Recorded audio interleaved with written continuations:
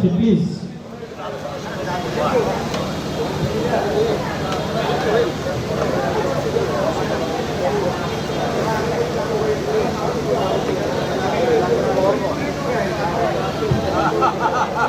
সবাই সবার পূর্ববর্তী আসনে এসে বসে যান প্লিজ।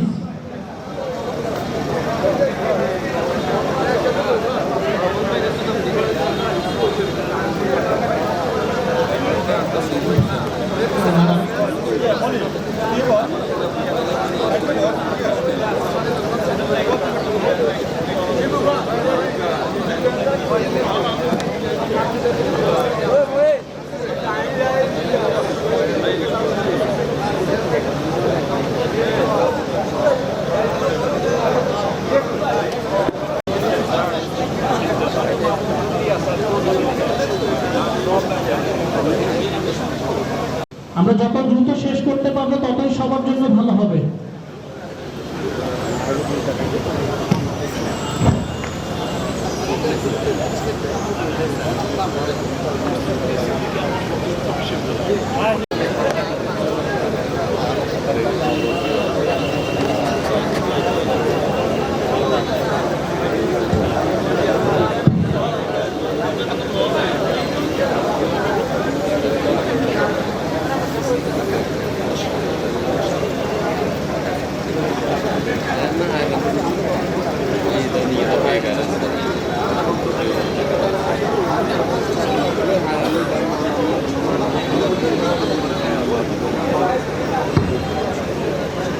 আসসালামু আলাইকুম। আমি সবাইকে আরেকবার রিকোয়েস্ট করছি প্লিজ, আপনারা যারা দাঁড়িয়ে আছেন আপনারা কাইন্ডলি গেটের ভেতরে আমাদের প্যান্ডেলের ভেতরে চলে আসেন।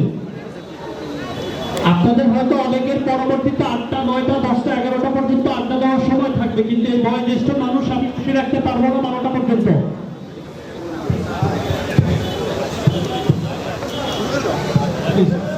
সো আমি আমাদের উপদেষ্টা সাহেবকে ওনার আলোচনা কন্টিনিউ করার জন্য বিশেষভাবে অনুরোধ করছি। প্লিজ একটু বসে পড়ুন, একটু ধৈর্য ধরুন, ইনশাল্লাহ আমরা খুব তাড়াতাড়ি শেষ করে দেবো। আমি আমার তরফ সময় সম্বন্ধে অবহিত আছি, ইনশাল্লাহ আমরা শেষ করে দেবো। তো যেটুকু বলছিলাম যে আমরা এই বিষয়টা তৈরি করার পিছনে একটা মহৎ উদ্দেশ্য আছে, অনেকগুলি উদ্দেশ্য আছে। তার মধ্যে আমি শুধু একটা উদাহরণ দিই।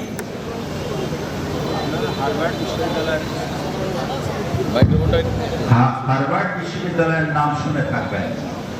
যারা হার্ভার্ড বিশ্ববিদ্যালয়ের গ্রাজুয়েট হয়, লেখাপড়া করে, ভাবা হয় বিশ্বে তারা সবচেয়ে মেধাবী ছাত্র। তো হার্ভার্ড বিশ্ববিদ্যালয়ের অ্যালামনাই অ্যাসোসিয়েশন হার্ভার্ড বিশ্ববিদ্যালয়ের 75% খরচের যোগান দেয়। হার্ভার্ড বিশ্ববিদ্যালয় সরকারি প্রতিষ্ঠান নয়, ওটি একটা প্রাইভেট অর্গানাইজেশন।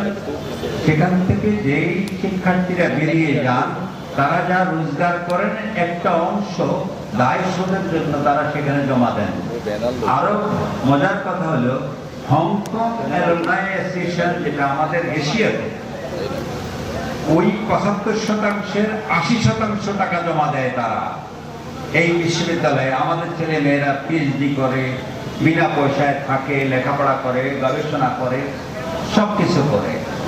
এখন আমরা হয়তো অত পর্যায়ে ভাবি না, কিন্তু আমরা আমাদের কল্পনায় যদি আমাদের অবস্থান থেকে একটু একটু করে আমরা সহযোগিতা করি, আমাদের এখানে যে শিক্ষার্থী উচ্চশিক্ষার জন্য বিদেশে যেতে পারে না, আলহামদুলিল্লাহ আমাদের অনেকেই আছেন যারা সামান্য কিছু দোকান দিলেই এই বাচ্চাটা চলে যেতে পারে। আমাদের এখান থেকেই পড়ে গেছে, কিন্তু সে হাত পেতে পারবে না। এখন কোথায় যাবেন? আমরা চাই আমাদের প্রতিষ্ঠানের কাছে ওরা আসবে। আমরা আমাদের অ্যালামনাই আছে, সবাই মিলে আমরা পার্টিসিপেট করলে দেখা যাবে যে উনি পাচ্ছেন। এটা নানানভাবে চিন্তা করা যায়।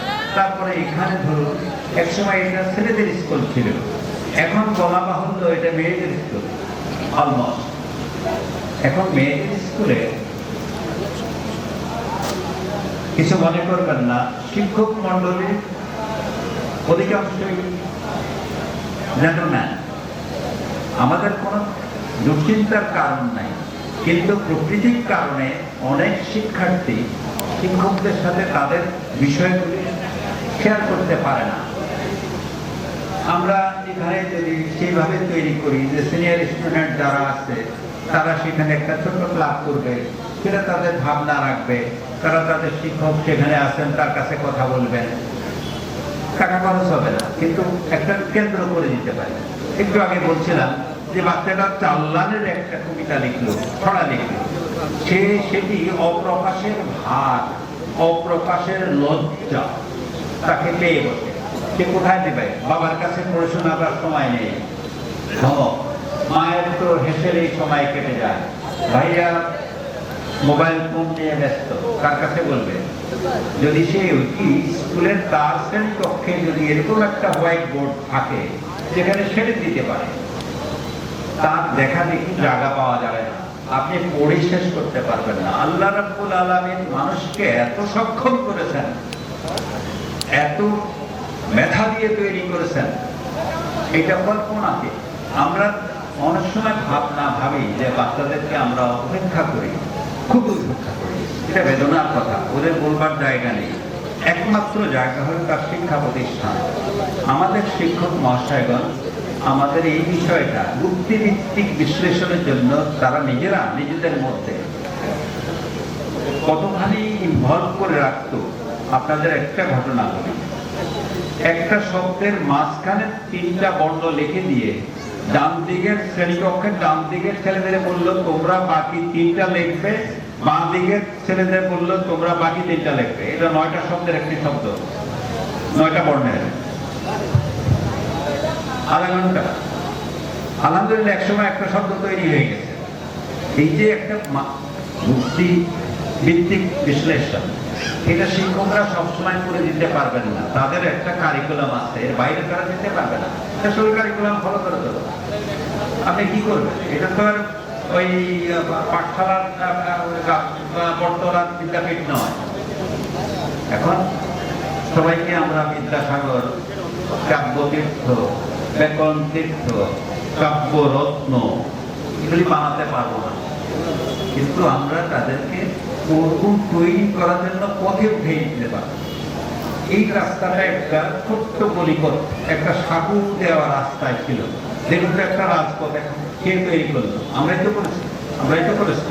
এখন সাঁই গাড়ি চলে যায় না? তো এরকম একটা হাইওয়েতে বাচ্চাদের যদি আমরা তুলে দিতে পারি, ওরা কখনো বিট্রে করবে না আমাদের সাথে, ইনশাল্লাহ করবে না। আমাদের এইটুকু বিশ্বাস আছে, আমরা এইটা সহযোগী হব শিক্ষকদের সাথে। আজকে একটা বেদনার কথা বলি, এটা সব জায়গাতে এই বেদনা বোধ আমাদের আকীর্ণ করে, একদম করে। সেটা হলো কি, আমি কি সেটা দিলাম শিক্ষক এই যে বসার ঘরে, আপনার 4 দেওয়ালে অনেক লেখা আছে,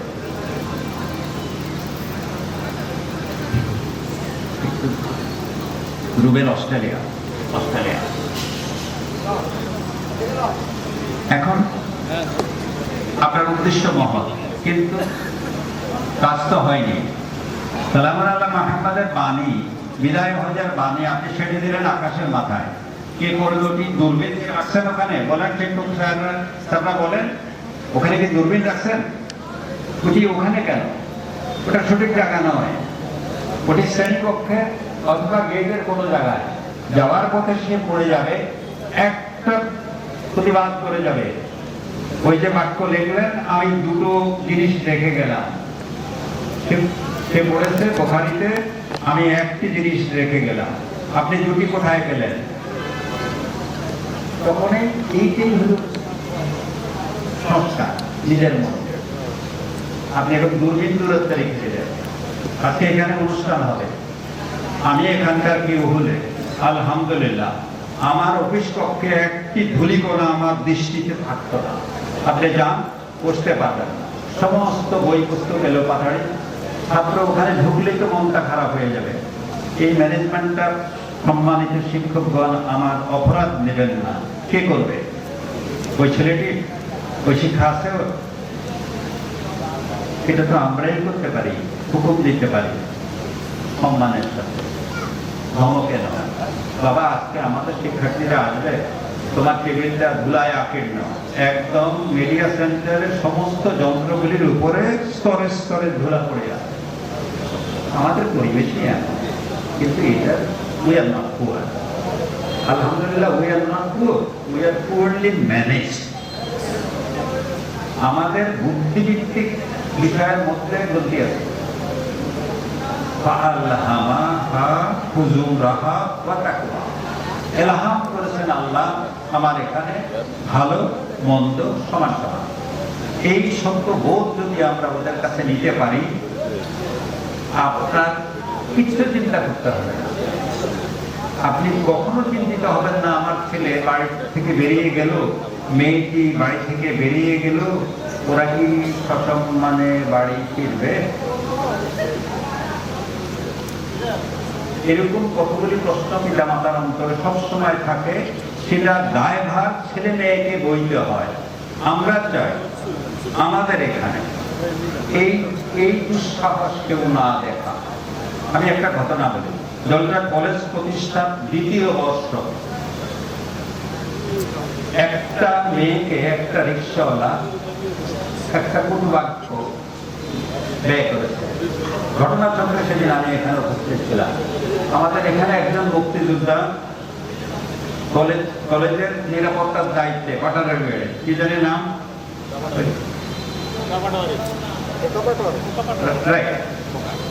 খোকা পাটোয়ারি, মাশাআল্লাহ মাশাআল্লাহ, আল্লাহ আব্দুল মতিন, একটা সাইকেল নিয়ে নরমপুর গিয়ে সেই রিক্সাওয়ালাকে তাড়া করে ধরেছেন, ধরে নিয়ে এসছেন সঠিকভাবে, খুব মারধর করেন নাই। বলেছেন এই কলেজের ছাত্রীদের দিকে তাকালে সামনের বাবা তোমার দৃষ্টিতে বিপদ আসবে।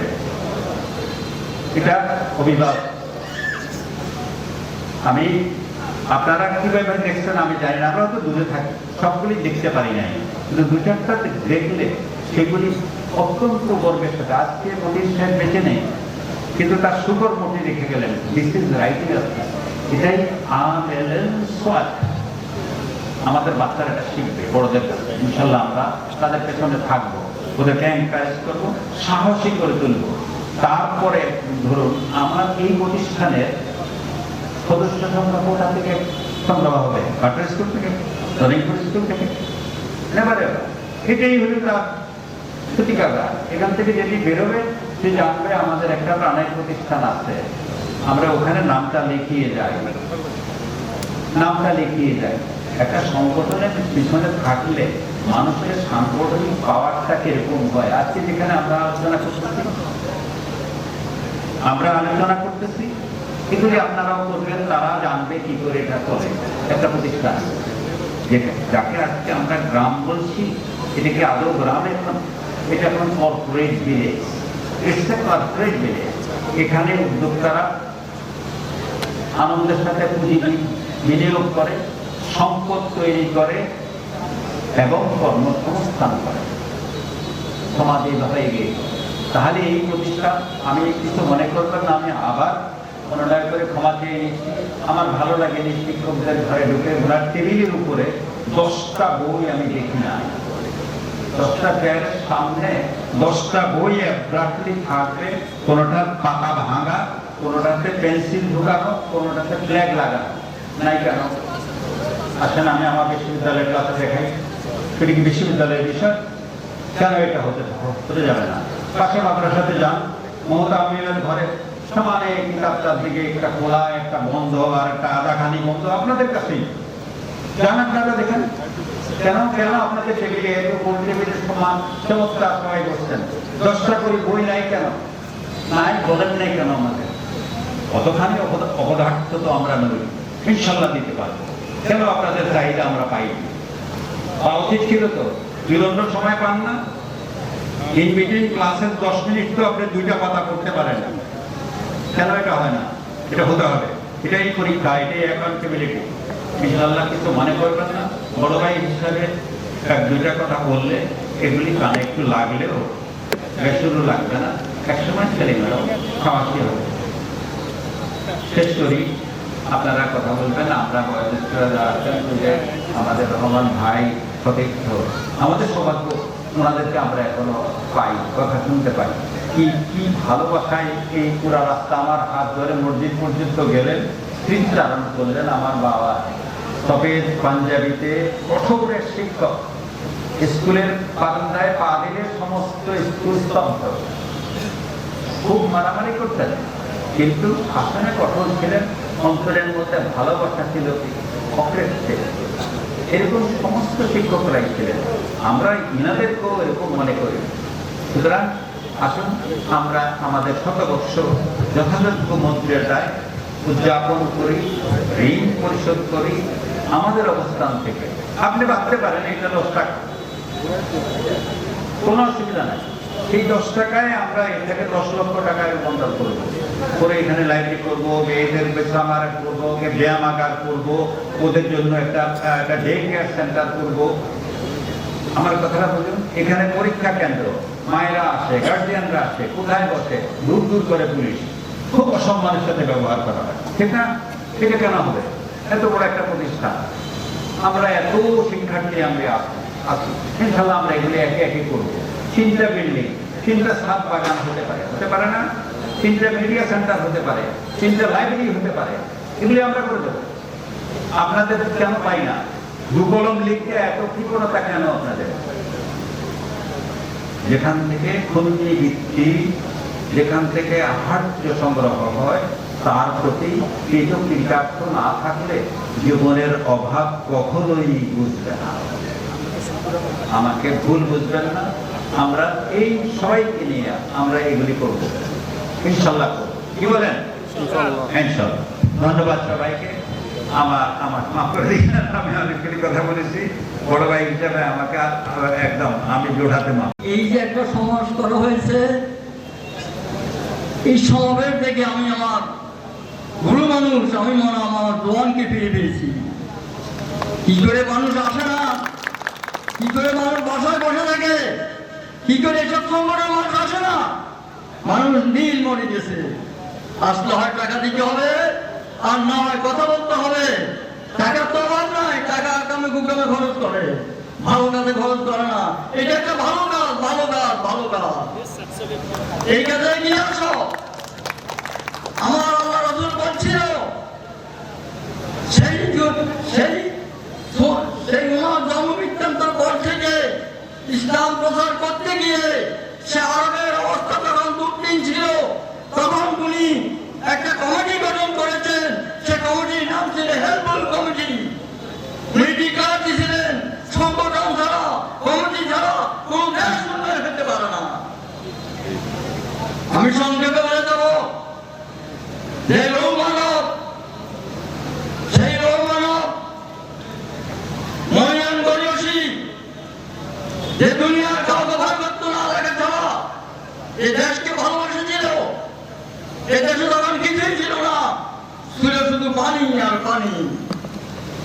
সেই রৌ মানব মরুম আব্দুল আনকারী সাহেব আজ ধন্য ওনাকে দিয়েছি। 100 বছর পর এই সমাজ ওনাকে স্মরণ করেছে। সেজন্য আল্লাহ পাকের কাছে আমরা কারো কাছে প্রার্থনা করবো, আল্লাহ তুমি জান্নাতবাসী করে দাও। সেই মরুম আব্দুল আনকারী সাহেব এখানে স্কুল হতো না, এখানে হসপিটাল হতো না, পোস্ট অফিস হতো না, মসজিদ হতো না। সেই আব্দুল আনকারী সাহেবের দান। কোথায় আছেন? কৃষি আছেন। বাংলাদেশে কতগুলো মানুষ আছে, আর আছে কি মাছ জানি, এটি খায় না। এই ছাড়া আর কিচ্ছু নাই, কিচ্ছু নাই। নাই একজন ডাক্তার, নাই একজন উকিল, নাই একজন বড় পলিটিক্যাল লিডার। শুধু আল্লাহ মেহরবান, কতগুলো টাকা আর সোর্স করতে বলা। এটি দেশ হয়? এটি কি একটা দেশ? এটা কি দেশ বলে? কেন আমাকে হত্যা করলাম? কেন কেন ব্রিটিশের দেশ থেকে তাড়ালাম? কেন পশ্চিম পাকিস্তানিদেরকে দেশ থেকে তাড়ালাম? শান্তির জন্য। সে শান্তিতে ভাই ফিরিয়ে আসলো না। কেন তাড়ালাম? 30 লক্ষ বাবনকে কেন মারলাম? বাংলাদেশ স্বাধীন করছি, স্বাধীনতা কি পেয়েছি? কথা বলার সুযোগ নাই, ব্যক্তিগত কিছু ইনকাম করার সুযোগ নাই, চাকরি বাকরি নাই, যে এমনি করতে পারে এমনি করে। এই জন্য নাকি স্বাধীন হয়েছি। মনোমাত্রার কাছে পয়সা নাই। এটা ছিল 10 নম্বর বদলগড় ইউনিয়ন। সেই 10 নম্বর বদলগড় ইউনিয়নের প্রথম প্রেসিডেন্ট ছিলেন মরহুম আব্দুল রহিম সাহেব। লাস্ট বর্ডার হইলে এখান তার সাথে কনটেস্ট করে কেউ পারে নাই। কোথায় আছেন? কি নিয়ে বেঁচে আছেন? মানুষকে বাঁচতে পারেন না? মানুষকে ভালোবাসবেন না? মানুষকে শিক্ষা দিবেন না? আল্লাহ রাসূল বলছে মানুষকে ভালো থাকে আপনার মাসে আমি তার সাথে নাই। মানুষকে আপনার ভালোবাসবেন না? এতে আছেন কতগুলো ইসলামের নামে ধোঁকা দিয়ে চলছে, ইসলামের নামে ধোঁকা দিয়ে চলছে, শুধু মাহফিল মাহফিল মাহফিল মাহফিল। এ দিয়ে কি সংস্কার হয়? আমরা মুসলমান 95% মুসলমান বাংলাদেশে, সে দেশে অন্যায় অবিচার দুর্নীতি কেন হবে? প্রতিহত করতে হবে। আসেন এখন বলে যায় সংক্ষেপে 1953 সালে এই স্কুল প্রতিষ্ঠিত হয়। 9-10 দুইটা কলেজ একসঙ্গে খুলছে, 9-10 দুইটা কলেজ একসঙ্গে খুলছে। আমি অত্যন্ত খুশি হয়েছি, আমি অত্যন্ত আনন্দ পেয়েছি। আমার সমকক্ষ বন্ধু তরুণ মজুমদার এখানে বসা, তারই বাবা একজন সম্মানী ব্যক্তি ছিলেন, মাস্টার আহমদ সাহেব প্রাইমারি স্কুলের শিক্ষক ছিলেন, তারই দুর্য ভুক্তরা যেখানে আছে। মানুষ হন, মানুষ হন, মানুষ না খবর রাখেন না। কি মানুষ হয়েছেন? আমার বাবা মুসলমান, আমি মুসলমান, তাই মুসলমান হয়ে গেলেন। মাথায় টুপি মুখ টুপি দিয়ে লম্বা করতে গাড়ি দিলে কি বাংলা বলা চলে? মরুম আফজাল খানের মতো লোক যারা দেশপ্রেমিক ছিল তারা লোক তাদের ইতিহাস ফলো করেন, তাই করবেন না। আদি 19 যখন ক্লাস 54-এ প্রথম পরীক্ষা দিয়েছিলেন, 54-এ স্কুল থেকে পরীক্ষা দিয়েছিলেন। এই স্কুলে হেডমাস্টার ছিলেন মরুম মাস্টার নুর আহমদ সাহেব, মাস্টার মজুমদার ভাই। সেই মাস্টার জালাল সাহেব, সেই আরো অনেকের নাম আমার মনে নাই। 6 ছেলে পরীক্ষা দিয়েছে, তার থেকে 3 জন পাস করেছে, 3 জন ফেল করেছে। তখনকার দিনের লেখাপড়া শক্ত ছিল।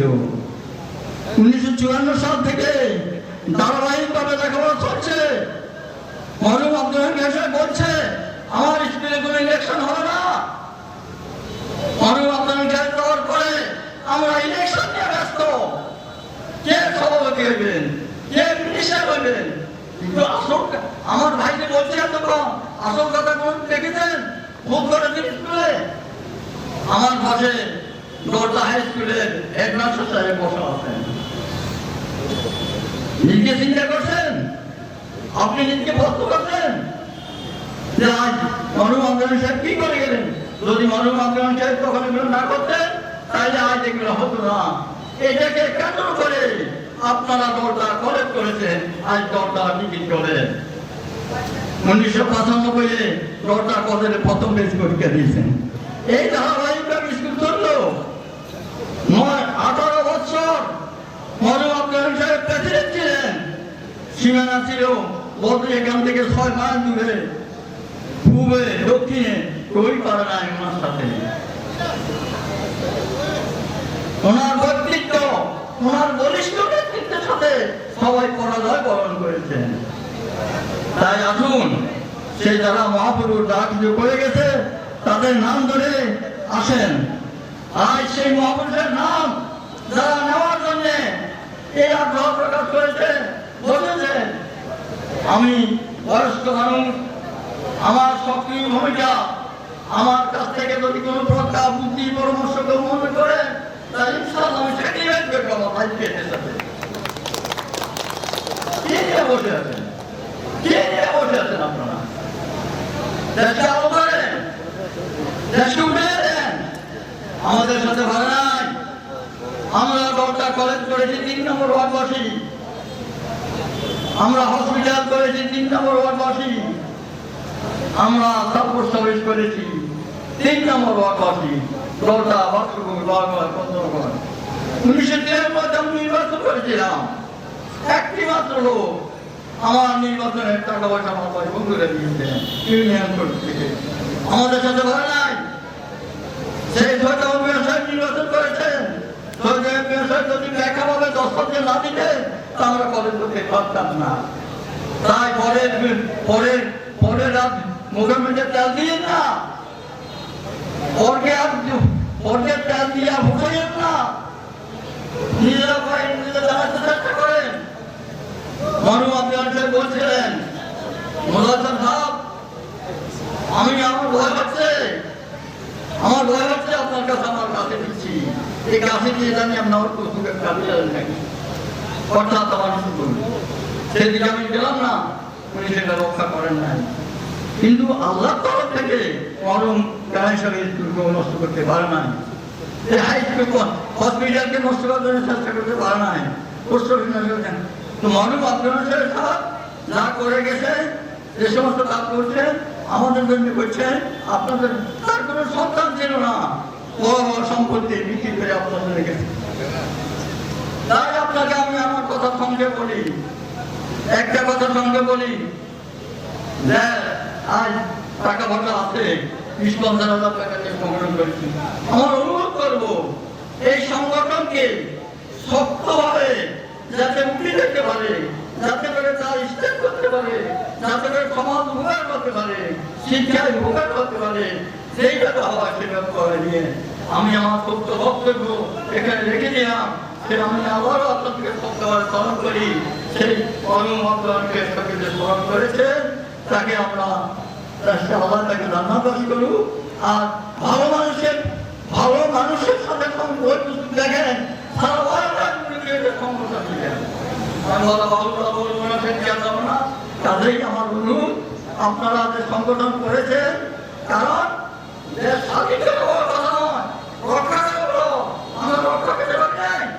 সুতরাং যে কমিটি আপনারা করেছেন, এই কমিটি যে কথা হয়েছে, এটাকে রক্ষা করতে না হয় তাহলে আমাদের বদনাম হবে।